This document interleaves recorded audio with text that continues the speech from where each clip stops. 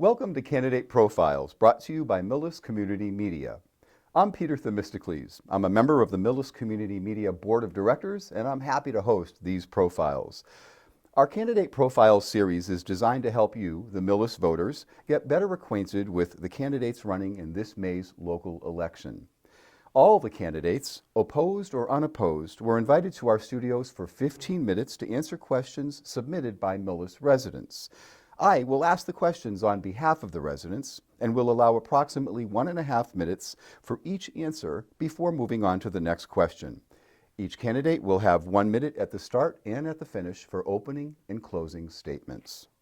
Now joining me now is Craig Schultze, a candidate running for the open seat on the Select Board. Hi Craig, thanks for coming on in, and please take it away with your opening statement. Thank you, Peter. Well, my name's Craig Schultze, and I'm running for the Select Board. I grew up in Missouri, but I moved to Millis in 1993. My sons all graduated from Millis High School, class of 2015-17, and the infamous class of 2020. My wife has lived in Millis her entire life. She was born here and went to high school here, and we ended up here in her old high school science teacher's house. So there's a long history of Millis in her community, in her family, and in mine now. I've served on the Finance Committee for 23 years. I've served on other committees as well, such as the Permanent Building Committee, Elementary School Building Committee, School Building Committee, the Enterprise Committee, and currently the Town Charter Review Committee. I bring a lot of experience with town government to the table. I'm running for the Select Board because the town is at a fiscal crossroads. With new housing developments and the marijuana impact funds coming in, I think that the town is in a very, very strong financial position. It's going to take some proper budgeting and proper controls to see this through to fruition, but I think we're in a position to tackle projects such as roads, the PFAS, and other neglected capital projects over the next 3 years. And I hope I will bring the experience to make this happen. Thank you. Great. Well, Craig, thank you very much. Now let's get to the questions. Our first question comes from, of course, a Millis resident. What are your plans to help seniors with the skyrocketing property taxes that are forcing many seniors out of living in Millis after many, many years? Well, property taxes are voted by the voters when we do overrides. I don't envision more overrides coming in the near term, with the possible exception, of course, of the senior center, which is an item that would benefit the seniors. Short of a property tax override, taxes should stabilize, and as the debt that we have for the library, the police station, and the school is paid off, taxes may even begin to fall a bit. And that's where proper fiscal management would come in, and that's what I hope to be able to bring. As far as reducing senior tax credits, there are a lot of laws on the books about how you can and cannot tax. I'm no expert on those yet, but there are opportunities for seniors with tax work-offs and tax forgiveness I'd be eager to pursue. We can't single out a group. I don't believe we can single out a group over a certain age and say, we'll just reduce your taxes. But there are work-off opportunities and things like that we can put in place. But I can say that any tax increases that would be coming out, I'd do my best to mitigate those. And as the other big projects fall off, the taxes should stabilize and possibly even come down. Okay, great. Thank you. Very good. Next question, also from a Millis resident. Road repairs are a problem in Millis. What would you do to prioritize road repairs over your term? How would you suggest we pay for this? Well, I've done a lot of work on the Finance Committee where we've looked at the long-term capital money coming into the town, tax revenue from the new developments at Glen Ellen and others, the marijuana impact fees, which are huge, and the tax rates coming in on the marijuana, 3% tax rate. So Millis, as I said, is in a great position. Now it's up to us to decide how we spend that money. If we decide to spend that money by adding more and more staff to the town, we'll have less and less money to put towards roads and other projects. But if we prioritize capital and roads, we're in a position for the next 5 to 8 years to be able to make a major impact on roads, sidewalks, or other capital projects. I want to stress the word or. We can't do roads, sidewalks, PFAS, capital projects, add staff. It's not an and. We have to pick priorities, and I think that's what I'll bring to the table as we work on this. And my hope is with the money that's coming in, from all these new revenue sources, we will have enough to make some serious impact on roads over the next 3 to 5 years. Perfect. Excellent. What are your priorities for your term as select board member? Please be specific and tell us how you'd accomplish them. I think that my priorities would be, as again, I hate to sound like beating a dead horse on this one, but it's fiscal responsibility. I do budgeting. I do that for a living. I've worked for nonprofits for 35 years in financial management and budgeting. I started when I was 15 as a lifeguard, so I count it. But I've worked for nonprofits since I was 15 years old, and so for at least 35 years with the YMCA and a few years with the trustees of reservations, where we do budgeting. And really, my priority is to bring fiscal responsibility to the town budget, make sure we're making conscious decisions and thinking not how things impact this year, but what's the look 4, 5, 6 years out. Because any dollar we put into a budget this year compounds every year for the next 5 or 6 years until we run out of money. So if we're careful and prudent on how we do that, we can then use that money that's available, extra available funds is what we've called them, to fund roads, sidewalks, or other important needs. I think the most important thing facing us, though, is the PFAS, the water issue that needs to be addressed. So I'd make that a number one priority, and that's almost non-negotiable. But I really think that the opportunities in front of us is what I'm most excited about and what I'd make my priority, maximizing our return on those investments. Excellent. Very good. Next question. The MAPC recently created an open space plan for Millis. What do you see as priorities under this plan? Open space is important to us. And the open space that we need, and using open space is, and I'll have to be honest, I haven't read that plan. I've been looking at other things. I've been up to my eyeballs in town budgets. But the open space plans, working for the trustees, open space is a major piece of our business. We believe in protecting it. I believe in protecting it. I know there's open space coming available, and I really am excited about the opportunity that brings to the table, because that open space will give us the ability to control our destiny, and it doesn't come up that often. So I will read that plan when I get an opportunity. But the town of Millis, I think we can pride ourselves on our open space and our Oak Grove Farm and the others that we've acquired over the years. And again, I'm excited about the piece of property that is available on Acorn Street, I believe it is, that's coming up, the 61A property. Okay, great, thank you.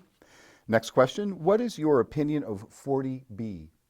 What do you think is in Millis's best interest to attain 10% affordable housing? Well, first off, I strongly support the affordable housing. 40B is seen by a lot of people as not desirable. I have a son who's an elementary school teacher, or will be as soon as the pandemic's over. And for him to afford to live in this town, he needs to have affordable housing. So the 40B project would allow people who are working, who have a good income, who are police, fire, teacher, to afford homes in Millis. Right now it's getting expensive. Now how we get there is where it gets interesting. Again, it goes back to the 61A property, and this is my desire with open space. There is the opportunity, depending on how that's purchased, to guide development on that property to put in a large amount of 40B housing. Right now a developer has to put in, I believe it's 10%. 10% of the units that he puts in have to be affordable. So if you come in with a 10-unit or a 40-unit subdivision, that's just 4 houses. And the developer gets a huge benefit for that. I would like to see that number increased. That's a planning board or state law. I'd have to check on that one. But right now it's only 10%. But I'd like to encourage that to be higher. But also I'd like to see if the town can do what others have done, which is acquire land, find a developer, work with them to put in a project that's more 50-50.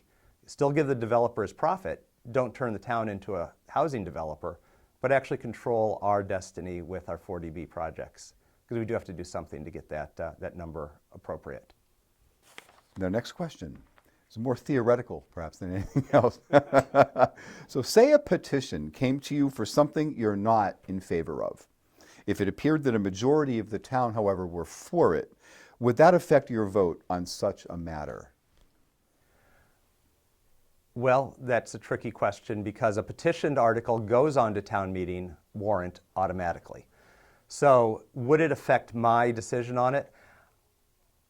I do listen, and I do change my mind based on facts, but if something that I believe is factually wrong or factually not in the best interest of the town is brought before me with a petition, I absolutely 100% support it going on the town warrant.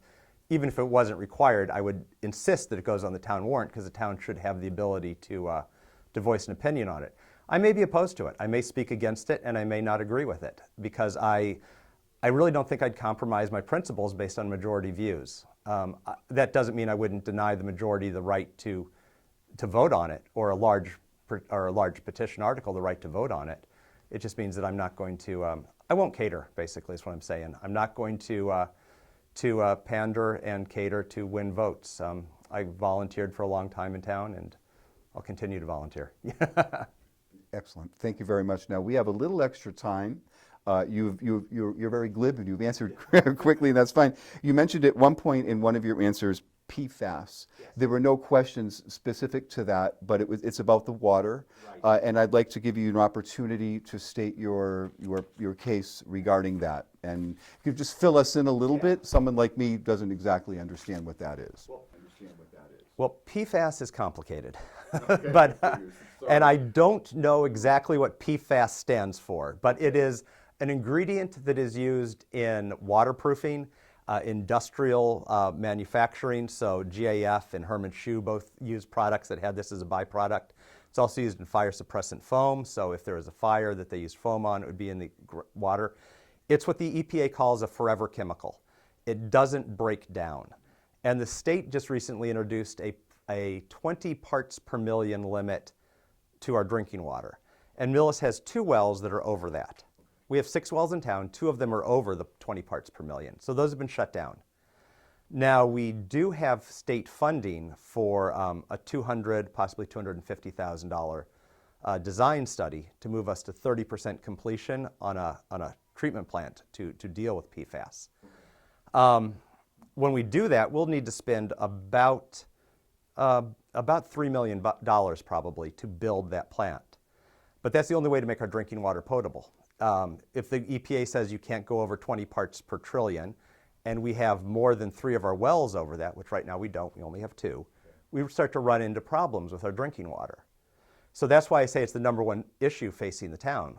You can argue about the quality of our roads, you can argue about the tax rate, but if you don't have drinking water, you don't have a sustainable town. So that's why I see that as the most important issue. Thank you very much for raising that and for putting that into some context. May I just say one more thing about it? Just our drinking water is absolutely safe now because the well is offline. And I want to make sure that is said and said often, because people hear that we have that contamination, but our DPW has taken the action to make the water safe for us. Okay. And just as part of your response, there were 6 wells. There were 2 that are taken offline, so there are still 4 wells that are perfectly fine. And as you said, there's no issues. Yeah, and we can run the town on less than 4 even. It's just we rotate through them. So that we're in a good, we're in a safe place now. We'll be in a better place when we get a treatment plant for the wells 1 and 2. Yeah. Thank you. Great. Thank you, Craig, for that extra commentary and for taking on that extra question. And now I think we can turn it and put it for your closing statement. Well, thank you. Thanks for the opportunity to address the town. As I said, I think experience matters in elected officials. We have a lot of critical issues facing the town, and the select board is going to be making a lot of tough choices over the next few years. Budgetary control is going to be key to the town's ability to address issues like PFAS, roads, sidewalks, and other capital issues facing the town. I believe I bring the experience both inside the town and in nonprofits. I've been doing budgeting for most of my life and professional life. So I think that I can make the difficult decisions and make the difficult recommendations at the town meeting. As a member of the select board, it's a huge time commitment, and I think I'm finally ready to make that time commitment. My kids are in college or done with college now, so I have the time, space to do that. And as I said, there's no simple answers to complicated questions. If anybody's coming in and saying they have a simple answer on how to reduce taxes, how to clean up PFAS, how to fix the roads or build more sidewalks, they don't know enough about town finance yet, because there is no easy way to do this. But I promise you, with good, prudent financial management, we'll be able to address that. I do have a Facebook site if anybody would like to stop by. I think I finished it today. It's not flashy. It's Craig Schultze for Millis Select Board, the word for, not the number. Craig Schultze for Millis Select Board. Yeah, as I said, it's informative. It's not flashy. It's just a way to get information out. So thank you. Great. And just once again, Craig Schultze at Millis, what was that? Craig Schultze for Millis Select Board, Facebook site. Excellent. Well, thank you, Craig Schultze, for joining our candidate profile series. And thank you for tuning in wherever you are. And we'll see you at the polls on May 10th.